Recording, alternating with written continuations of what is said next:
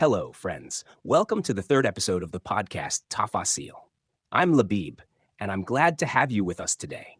In our first episode, we explored the idea of the podcast and how we chose its topic. And in the second episode, we delved into the meaning of blue with a taste of sugar and how it reflects the blending of our emotions and how our feelings can be mixed in the same moment and the same situation between sweetness and bitterness. Today, we're diving into another realm of understanding human nature. We have a very exciting topic ahead. We're going behind the scenes to explore understanding others from new and innovative angles. Have you ever wondered how the emotions of others affect our daily relationships?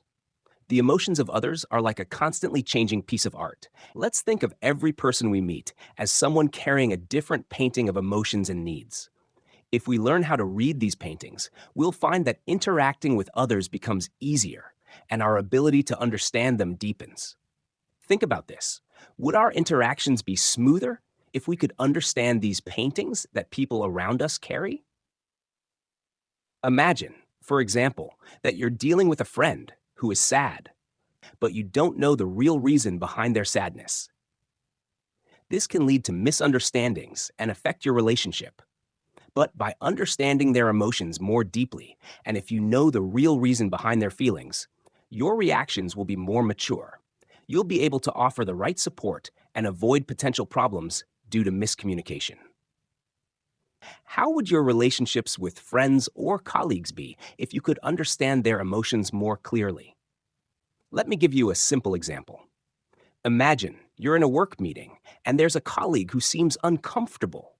Frowning or tense, we assume they're uninterested or not paying attention to the meeting, or their responses are angry and their comments are a bit hostile. They might be acting cold or in a bad mood. Maybe they're dealing with a personal issue or under work pressure. What do you think? How would you act if you knew your colleague was sad about something specific? Would you try to help them and understand them? Or would you just stay silent? If you don't understand their feelings, you'll miss the chance to support that colleague, or the relationship might become strained. But if we understand the situation, we can communicate more effectively and offer the necessary support. Of course, the situation would be different if we understood others' emotions. Instead of taking their expressions personally, feeling insulted, and assuming their actions were aggressive or unprofessional, which would hurt them and create unnecessary tension between you, understanding their feelings would allow you to approach them kindly and inquire about how you can help, thus fostering positive relationships at work. In his book, Things I Wish I'd Known Before I Got Married, Gary Chapman talks about this issue, showing how understanding your partner and effective communication can greatly improve a relationship. Apply that not just to marriage, but also to colleagues at work and school, friends, and even children or students for those working in education. What about you? Have you ever experienced a similar situation? How did you deal with someone who was clearly going through something tough, but you weren't sure about it? Share with us in the comments. Your experiences, my friends, matter to me. In your opinion, what could be the reasons that drive someone to behave in a certain way?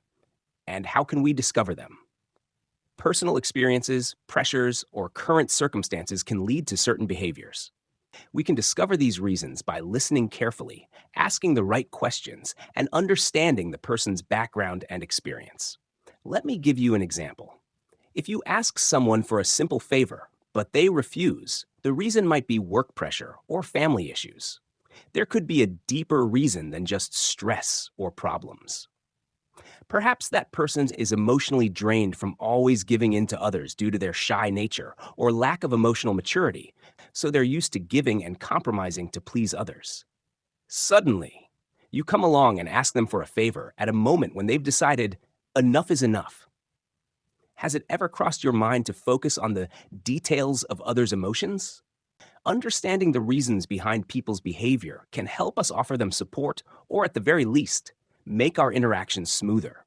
In our previous example, the refusal wasn't about the request, but about the person's own nature, their dissatisfaction with their interactions with others. If we understand people's motivations, we'll find that their actions may be driven by something deeper than what we see on the surface. For example, when you see a colleague at work avoiding group conversations and looking gloomy, it could be a sign that they are going through something difficult in their personal life, not just ordinary behavior. They may be in a transitional phase or making difficult, crucial decisions. Their outward behavior is the result of inner struggles you don't see. To understand more about how internal emotions affect people's behavior and interactions with others, you can refer to the book Behave, The Biology of Humans at Our Best and Worst by Robert M. Sapolsky, where he discusses this issue in detail. So friends, it's very important to act with more flexibility with people whose behavior seems unusual or out of character, because we'll discover that behind it lies circumstances or hidden emotions. We need to learn that understanding underlying motivations and basic needs allows us to improve human relationships and daily interactions with others. Let's move to another angle of the human psyche. Let me ask you a question. Are we really free in our choices? We sometimes believe we are choosing freely, but did you know there are always hidden, unseen factors influencing our decisions? How would you feel if I told you that our preconceived biases and preferences can unconsciously lead us to certain choices? For example, if we prefer trying new foods, we may find ourselves unconsciously choosing unhealthy options. Imagine that every decision we make is just part of a bigger story shaped by our past experiences and personal preferences. Every day we make decisions based on our personal experiences, preferences, and biases. But have you ever wondered why we like some things and dislike others without an obvious reason? For example, why do some people thrive under pressure while others prefer peace and quiet? The answer lies in their personal biases and past experiences. Let's take an example. Someone who loves chocolate despite not generally liking sweets. The reason could be linked to a pleasant memory or a positive experience associated with chocolate from their childhood. These biases influence our preferences and make us behave in ways that may seem illogical to others. Let me share a secret. To this day, Cocoa Assure is the best chocolate for me. It surpasses Bounty, especially after the boycott. Do you know it? If you do, we might have been childhood neighbors. Haha. And you? What's your favorite chocolate? Share its story with us in the comments. You see my bias towards Cocoa Assure? Our daily lives are filled with these biases and preferences. Imagine that these biases can affect how we interact with others. If we understand how our past experiences shape our decisions, we can be more understanding of the decisions others make. Simply put, we all have moments of impulse and desires that may not be justified. But why do we act this way? The reason could be a biological or evolutionary drive. For example, if we feel hungry, our biological instinct drives us to seek food. But what happens when we crave something unrelated to a real need? That's when psychological and social desires come into play. Imagine a situation. Someone buys an expensive item they don't need, perhaps out of a desire to show off or gain social approval. If we understand the motivations behind these actions, we can handle them better and offer the right support to ourselves and others. With this in mind, don't be surprised why some people struggle with obesity and are unable to stop eating unhealthy food. They are simply fulfilling hidden emotional needs rather than a physical hunger. They try to fill an emotional void with the physical sensation of fullness that overeating brings. Don't be surprised why some people don't feel happiness and satisfaction after buying something they've been planning to purchase for a long time. But when they finally own it, it doesn't bring them the expected joy and happiness. An example. If you're thinking of buying a new car, you might lean towards a particular brand due to its heavy advertising or your friends' opinions. This shows how biases and preferences can influence our decisions. We might choose based on what we see or hear, instead of making an objective decision based solely on facts. If we become aware of these biases, we'll be able to make more thoughtful decisions.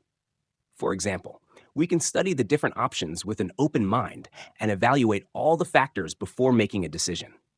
But if we're unaware of these biases, we may find ourselves regretting our choices in the end.